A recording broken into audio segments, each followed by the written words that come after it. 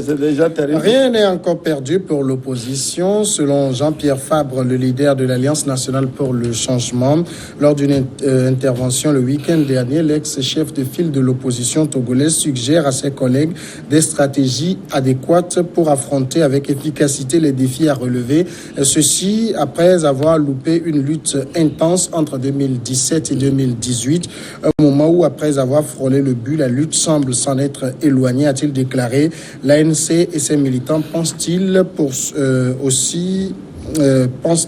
aussi à des voies et moyens de mobiliser à nouveau les populations togolaises en vue de l'amélioration du cadre électoral, c'est-à-dire d'obtenir les conditions transparentes et d'équité pour des prochaines élections.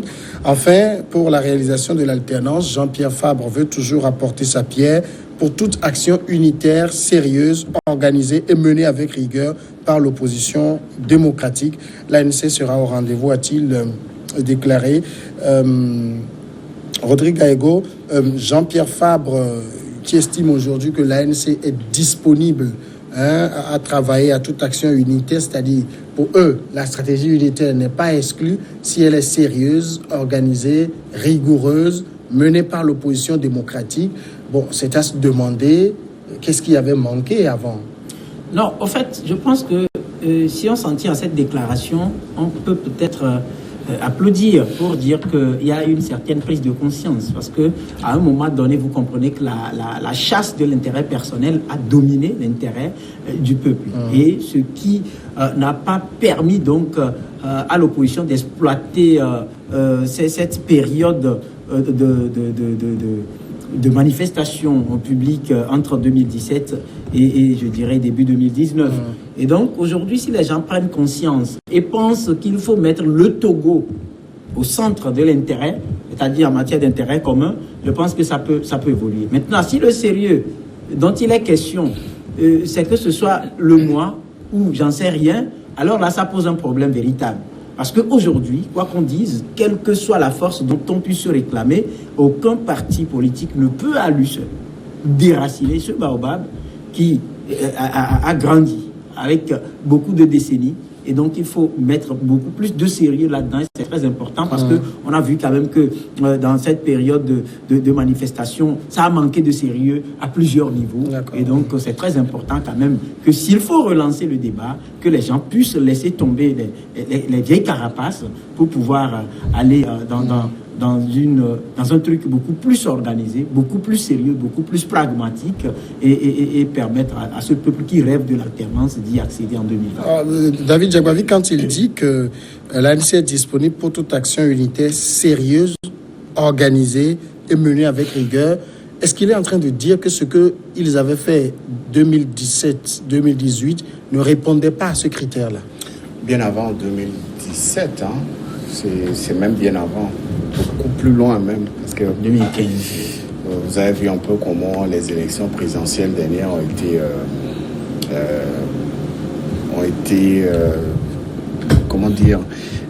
ont servi de tremplin à certains candidats de se présenter. Il faut d'abord faire la refonte de l'opposition togolaise en général, puisque tout le bilan qui a été fait depuis un bon bout de temps n'a rien donné. Aujourd'hui, l'UNI est toujours au pouvoir. C'est le constat qui est fait et c'est officiel. Alors, il faut se remettre en cause. Et pour se remettre en cause, c'est à cela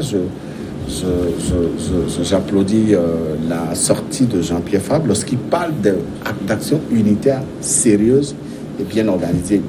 Ça veut dire qu'il faut d'abord que les opposants, les éternels opposants, comprennent qu'ils ont déjà fait leur temps et qu'ils laissent la place à un autre visage. Aujourd'hui, si en 2020, l'ANC va positionner encore son candidat, le CAP va positionner, les autres partis vont positionner leur candidat, ça veut dire que ça la lutte ou le but visé par cette sortie ne pourra jamais atteindre. Si à partir du moment où l'ANC comprendra qu'elle ne pourra pas à elle seule être porteuse de l'espoir de l'opposition togolaise ou de ses militants, les choses pourront avancer. Il faut qu'en 2020, que l'opposition se remette en cause et choisissent d'aller vers des sacrifices en positionnant un candidat qui sortira de nulle part. Il peut venir de la société civile, il peut venir, je ne sais pas, de l'étranger, il peut être l'important, c'est que ce candidat requiert le soutien de toute l'opposition.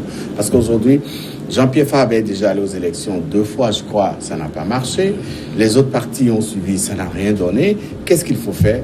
Remettez-vous en cause, laissez tomber les égos et puis pensez maintenant à un avenir beaucoup plus serein. Et faites des propositions intéressantes à vos militants. Alors, quand on écoute quand même Jean-Pierre Fabre prononcer cette phrase, elle ressemble au même discours qu'on tient après chaque grand soulèvement qui se solde par des échecs. Mais peut-être il a oublié de dire quelque chose d'important. David l'a soulevé. C'était les mêmes personnes qui étaient au devant et qui ont connu ces échecs. Il faudra peut-être penser à céder la place aussi. Tout sauf ça, j'estime. Parce que je crois que sa sortie ne peut faire que sourire. Les Togolais sérieux. Et ils doivent se demander, mais tiens, il parle de quoi? Puisqu'il n'y a pas longtemps, quelques mois seulement, l'ancien archevêque de Lomé, Monseigneur Padro, avait voulu rassembler tous les leaders de l'opposition pour présenter une liste commune aux élections locales. Et que l'ANC de Jean-Pierre Fabre est sorti à dire niet. Et on a écouté sa déclaration. Il dit, mais on ne l'a pas forcé pour être dans la C14. Pourquoi maintenant on lui dit d'être dedans? D'ailleurs, l'ANC, c'est l'ANC. L'ANC n'a rien à foutre avec la C14. C'est ce que nous avons entendu, c'est ce que lui-même il a déclaré. Je n'invente rien. Alors, maintenant, il parle de quoi? Parce que généralement, lorsqu'il parle d'une action unitaire, on a l'impression qu'il voudrait vraiment qu'ils s'entendent, que lui, soit il peut être positionné ou quelqu'un d'autre. Or, eux, ils ne sont pas dans cette dynamique. Ils disent que c'est le plus grand parti de l'opposition. Ça, c'est vrai aussi. Ce n'est pas faux. Et donc, la candidature lui revient de facto. Or, quand c'est comme ça, ça fausse tout. Or, il n'y a pas longtemps, le président du parti Santé du Peuple, Kwessan, William Kwessan, avait fait une proposition de proposer un candidat indépendant, apolitique, qui peut conduire l'opposition à la victoire. Mais il a sollicité à voir Jean-Pierre Fabre qui lui a dit non. Il a envoyé une lettre et depuis, Jean-Pierre Fabre n'a jamais répondu. Maintenant, il parle de quoi? Il dit quand si l'initiative est sérieuse, il n'a même pas voulu écouter l'autre initiative qui parle d'un candidat politique. Donc ça veut dire que ce qu'il est en train de dire, veut dire aux autres, venez, soutenez-moi pour que je sois le candidat de l'opposition. Quand c'est comme ça, je ne suis pas sûr. On aura toujours le même résultat, l'échec. L'échec. Et je voudrais dire que je crois qu'il ne va plus parler. Heureusement qu'il parle encore. Et depuis sa débâcle électorale où il croyait faire raz-de-marée une grande victoire, mais depuis qu'il s'est rendu compte qu'il ne sera même pas lui-même maire dans Golfe 4, où lui-même il était candidat, il n'avait plus la bouche pour parler. Et si aujourd'hui on revient sur la scène, ça c'est une bonne chose, mais ce qui est clair, c'est qu'aujourd'hui, ils ont joué, et ce qui constitue leur échec, c'est le boycott du recensement et des élections du 20 décembre 2018. Rodrigue, ailleurs, sous d'autres cieux, quand on veut pratiquer une véritable démocratie, après chaque élection, on tire les conclusions. Et ce qu'il y a à élaguer, on élague. Mais on a l'impression d'avoir les mêmes qui perdent, mais qui veulent toujours tenter parce qu'ils espèrent gagner. Oui, et on a les mêmes qui perdent, qui se font proclamer vainqueurs et qui continuent de l'être. C'est-à-dire que la moralité a disparu dans la politique togolaise. Il faut commencer par la base, c'est-à-dire la fondation, le socle même de la politique togolaise manque d'éthique aujourd'hui. Le mandat limité à 2, c'est-à-dire un mandat de 5 ans renouvelable une seule fois, et puis vous videz le plancher. Je vous assure que à la tête des associations, à la tête des partis politiques, on n'aura pas une histoire de longévité. Aujourd'hui, je vous assure, n'importe quel entre-griffe pingouin arrive à la tête d'une association, il s'accroche. Même les DG qu'on nomme administrativement parlant, dans l'administration publique, à la tête des sociétés d'État, quand on les débat, qu'on dit non, monsieur, vous quittez, il y en a qui s'accrochent, qui disent, par exemple, que c'est feu général Eyadema qui m'a mis là, donc niet, je ne pars pas. Il n'y a plus d'éthique, ni de moralité. Et c'est à tous les niveaux. Donc moi, je pense qu'il faut... L'opposition est à l'image du pouvoir. À l'image du pouvoir. L'opposition à l'image du pouvoir. Donc il faut arrêter. C'est assez lamentable. Ce qui fait qu'aujourd'hui, que les jeunes débordants d'énergie, qui inondent les partis politiques, ils ne voient que l'image d'un entre-griffes champion, un peu partout, que ce soit au niveau du pouvoir ou que ce soit au niveau des partis politiques de l'opposition. Et ça, il faut arrêter. Ce n'est pas en allant organiser des théâtres pour dire, pour faire diversion ou faire quoi qu'on va dire, ben ça, non. Je pense qu'il faut aujourd'hui fondamentalement refonder la politique togolaise.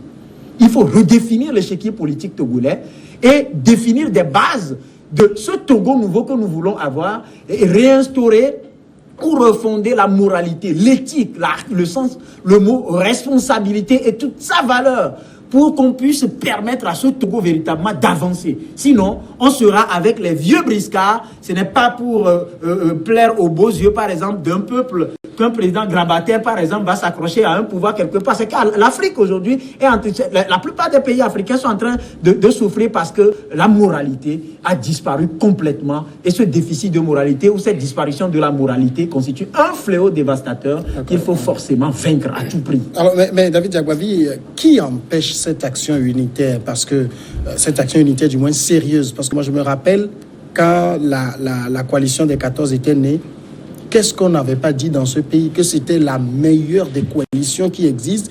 On l'avait débarrassé de tout ce qui était trait, de tout ce qui était ci et ça. On a vu la finalité. Oui, c'est l'ego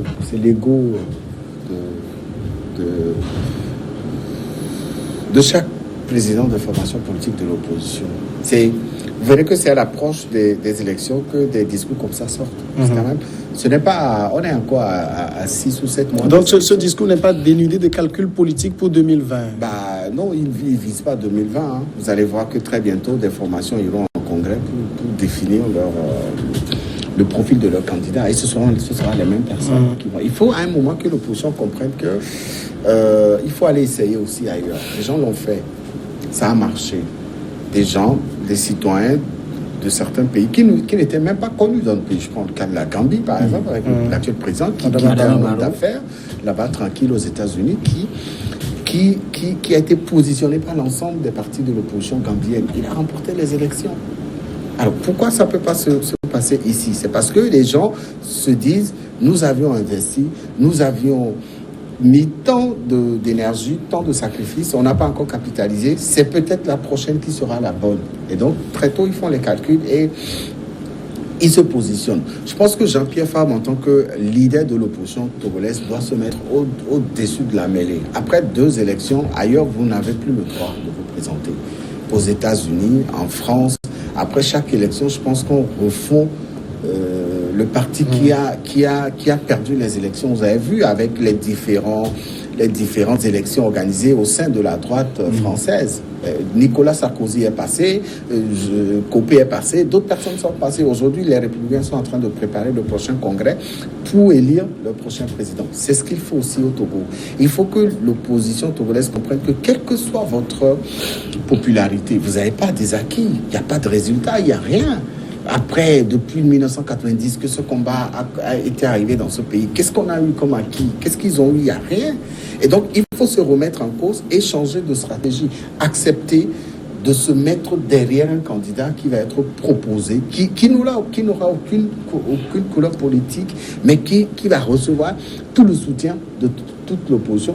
Vous verrez que peut-être les choses vont changer. Parce qu'en face, le candidat, UNIR, se prépare ardemment et on n'arrive pas à comprendre, et c'est ça qui est extraordinaire, cette facilité du parti au pouvoir de réunir autour de leurs idéaux tous les militants. Vous avez vu, il y a eu les universités des jeunes UNIR. En même temps, là-bas, c'est là-bas qu'il y a tout. Hein. Tout le monde se dit que quand je vais là-bas, je serai au vert. Oui, mais très bientôt, c'est facile de regrouper là-bas. Oui. Et tout le monde est ouvert là-bas. Oui, mais au moins, c'est comme ça. C'est ce que les gens disent. Il y a des résultats. Aujourd'hui, UNIR a déjà son candidat, même si le chef de l'État actuel... Pas officiellement. Oui, même si ce n'est pas encore officiel. C'est vrai que le Premier ministre qui est en tournée pour justifier le 4e mandat. UNIR a son candidat. En tout cas, les militants vont porter le choix sur le chef de l'État. Si vous faites le même constat au sein de l'opposition, dites-moi qui peut revertir de ce blouson-là pour véritablement représenter l'opposition. Il n'y en a pas. Alors, ce que je voudrais proposer... Est-ce que, parce que moi, on a remarqué qu'au Togo, chaque fois qu'une élection s'approche, cet éternel débat de dynamique unitaire, d'action unitaire, mais ça ne marche jamais. Est-ce qu'on a besoin d'essayer ce qui ne marche jamais? Chaque fois, on fait la même chose et ça ne marche jamais. Oui, je crois que c'est ça la malhonnêteté des acteurs. Et je t'aime moi non plus. Ils se lavent sans se mouiller. Donc c'est que véritablement, ils ne sont jamais sincères. Chacun pense que, il dit dans son cœur que je vais empêcher à tout plus l'autre de passer. Mais au devant de la scène, il dit non, mais lui c'est mon candidat. Alors qu'en coulisses, il fait autre chose. C'est en cela que Rodrigue n'a pas vu et comprendre que l'échec de l'opposition est dû à ses propres turpitudes. Et que lui-même il le dit. Mais il trouve que le gagnant est proclamé. Mais tu penses que dans ces conditions, ils peuvent gagner? Et qu'ils ont tellement gagné qu'on ne les a pas proclamés? Mais tu reconnais déjà qu'entre eux, ça ne va pas, ils sont incapables d'être ensemble, ils sont incapables de faire c'est des germes de leur échec que tu es en train de numérer. Oui, alors comment tu trouves bizarre que l'adversaire en face ne gagne pas naturellement et que tu trouves qu'il a été proclamé? Pourquoi? Non, c'est en cela le journaliste doit toujours faire des analyses profondes, réelles et des choses tu dis des choses réelles. Bon, maintenant, c'est ce qu'il a dit. Après, il peut revenir. Donc, moi, je dis aujourd'hui que... Et heureusement que les deux aujourd'hui, l'opposition, des égaux. Avant, ils avaient du mal à reconnaître. Mais aujourd'hui, vous reconnaissez. Donc, c'est en réalité. Oh, c'est ce que moi, j'ai toujours dit. Que notre opposition a des lacunes. C'est elle-même qui est... Non, mais qu'il arrête de nous habiller de certaines couleurs politiques. Je ne suis pas je ne t'ai pas habillé. Je n'ai pas dit que tu es du PNP. Est-ce que j'ai dit que tu es du PNP? Je fais des analyses. Laissons le terminer. Et comme me laisser terminer. Arrête de me couvrir de ces couleurs politiques. Je ne t'ai jamais... Tu n'es pas d'accord avec un parti?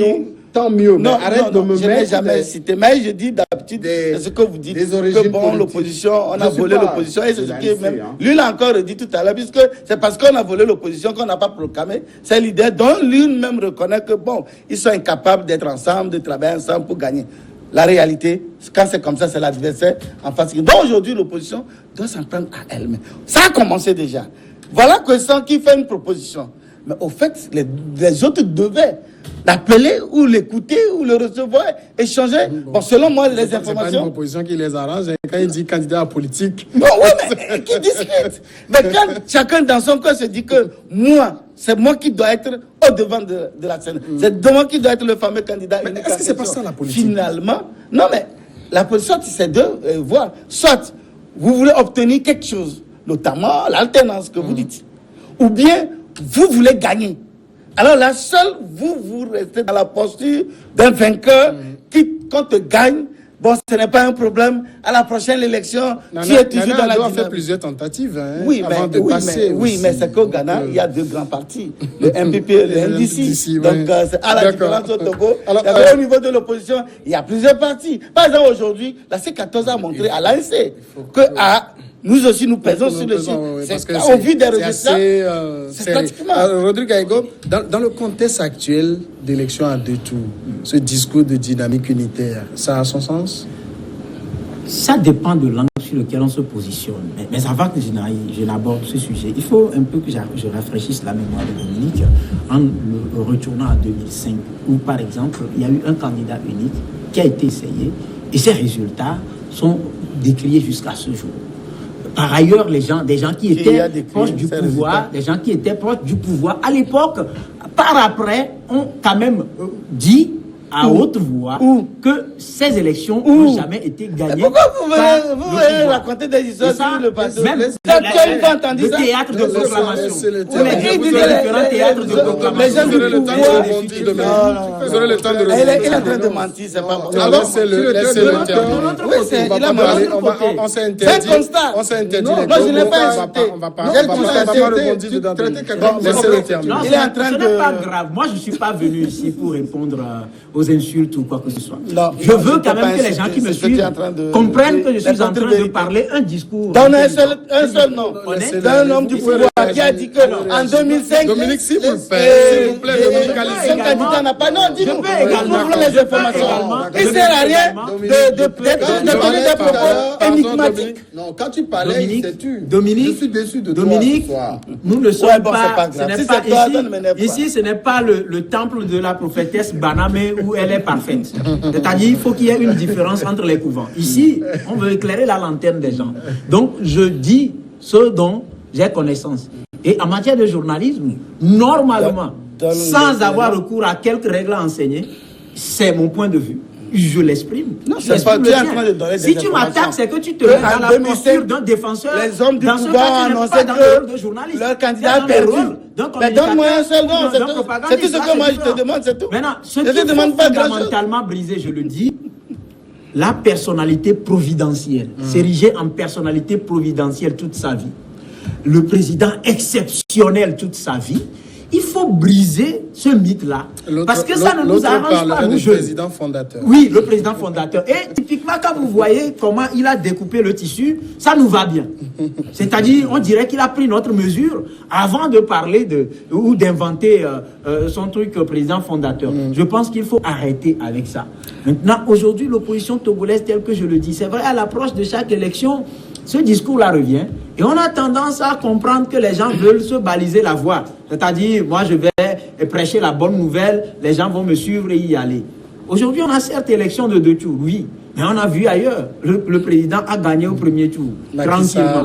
Voilà. Maintenant, ça ne doit pas servir d'excuse pour qu'on dise qu'il faut peut-être multiplier les candidats et au second tour, on va faire le jeu des alliances. Qui a dit que vous allez pouvoir atteindre le second tour quand on sait que sous les tropiques, par exemple, on n'organise pas les élections pour les perdre, mais pour les gagner. De l'autre côté également, aujourd'hui, oui, on va beau multiplier les candidats, mais il y en a qui y vont parce que le business est gagnant.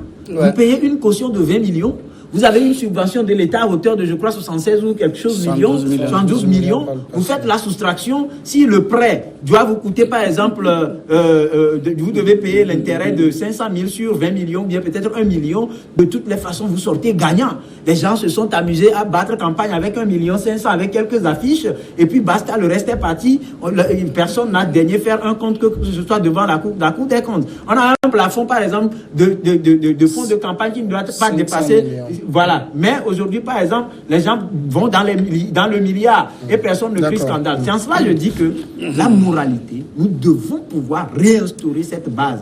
Et puis, les gens doivent aussi comprendre que si la solution pour sauver le Togo du gouffre doit passer par peut-être quelqu'un qui n'est pas de ma famille, ce n'est pas une raison que je pense que cette personne doit être le diable. Et il faut, par exemple, le leader ou les piliers fondamentaux du leadership, ça passe également par l'éthique. D'accord. Pour sauver le Togo, on va sauver le Togo de quoi? De la dictature. Ah bon? Et c'est au nom de cette dictature-là qui est en train de raconter tout ce que tu veux. On va continuer. Naturellement, si... C'est plutôt au nom de ça que toi, tu te défends. Tu te défends. Non, je crois que ce qu'on appelle dictature, j'en connais. Et tu connais. Parce que dans une dictature, Samuel ne va pas t'inviter pour venir dire tout ce que tu veux. Bon, si tu crois que c'est aussi une dictature... Malheureusement, c'est toi qui dis tout ce que tu veux. Maintenant, moi, je voudrais dire... Malheureusement, c'est toi qui dis tout ce que tu veux. Il a touché du doigt. Tu prends la parole qu'on ne te donne pas. Il a voulu toucher du doigt. C'est le fait que l'opposition refuse d'organiser des congrès. Par exemple, l'ANC est créée depuis 2010 jusqu'à 9 ans après. Aucun congrès électif. Il y a un autre parti qui n'a jamais organisé de congrès constitutif, mais qui existe. Ça aussi, il faut avoir le courage. Non, moi j'ai parlé de l'ANC. Si tu connais un parti, tu le dis. Ah, tu le dis. Moi, c'est pourquoi il faut être journaliste, il faut le dire. Non, moi, mais je ne veux pas venir faire ici. Parler comme je fais les Québécois. Je veux dire concrètement, quand je veux dire quelque chose, je le dis. Dominique, par exemple, nous prenons le cas. Maître Agboibo est parti. Il a dit non, lui, ça va, lui, c'est bon. Et un beau matin, il revient et prend son machin. Effectivement, là où il y a du business, c'est que justement, à l'approche des élections, ceux qui ont des carnets d'adresse s'appuient sur ça ah, je suis candidat, j'ai besoin de moyens. Et finalement, il mobilise beaucoup de moyens, même s'il dépense le quart pour la campagne et le reste. Tu vois, c'est ça qui motive certains à se dire non, moi je ne veux pas laisser mon carnet d'adresse ou bien mobiliser mon carnet d'adresse pour soutenir un candidat qui demain peut me mépriser. Effectivement, on en a vu. Watt, on sait comment Watt s'est débarrassé de ceux avec qui il était venu, il a pris le pouvoir. Les Macky Sall, les Idrissa Seck, tout ce beau monde-là. Donc c'est dire qu'aujourd'hui, en matière de tout est calcul et tout est complexe. Ça laisse mais un peu compliqué. Donc aujourd'hui, il revient à l'opposition de réfléchir, de chercher les voies et moyens, mais ils sont déjà partis sur de mauvaises routes parce que déjà, leur handicap majeur, c'est comment mobiliser leurs militants. Mais justement, vous me tendez une belle perche, parce qu'ils font tous les calculs dynamiques, unitaires, patati patata, mais on oublie que les élections municipales ont montré qu'il y a une désaffection, surtout au sein de leurs militants. Ouais, c'était la conséquence directe de l'appel au boycott du recensement. En 2015, l'opposition était sortie avec Rodrigue avait soutenu cet appel-là. Un peu plus de 35%. C'est quand même assez grand.